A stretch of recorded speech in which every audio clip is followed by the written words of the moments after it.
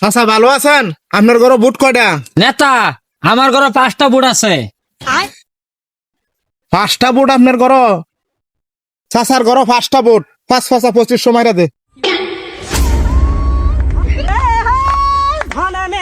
চাচা 2500 আছে এনে।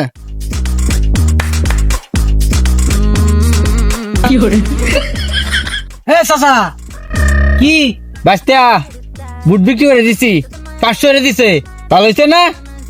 চাচা, আপনার বুটটা যে বিক্রি করছেন, কামটা কি ভালো করছেন? কি বাবা?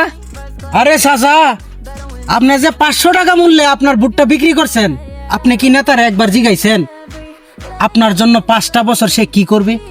আপনি কি জানেন এই নেতা বাস করার পরে আপনার যত কৃষিখাতে ভাতা, যত গরিব দুঃখীদের টাকা, সবকিছু এই নেতা লুটে পুটে খাবে। আপনি 1 টাকাও পাবেন না। এত এত টাকা ইনভেস্ট করতেছে সে বুট কেনার জন্য।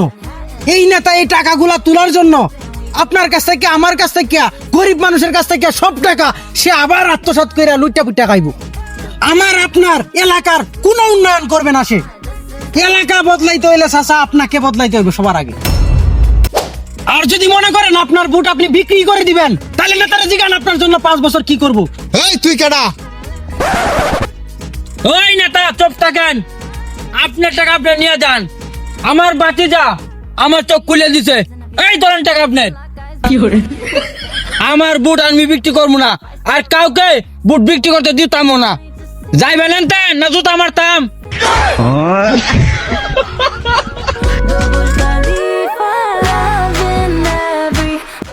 আমি আর বুট জীবনও বিক্রি করতাম না।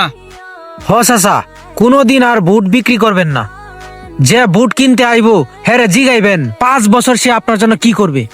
যদি আপনার কাছে মনে হয় ফার্তি ভালো, তাকেই বুট দিবেন। টাকার বিনিময়ে কখনো বুট বিক্রি করবেন না। সকলকেই বলতেছি, আপনারা কেউ টাকার কাছে বিক্রি হবেন না। আপনার ভোট আপনি দিবেন, আপনার পছন্দের প্রার্থীকে দিবেন। ধন্যবাদ।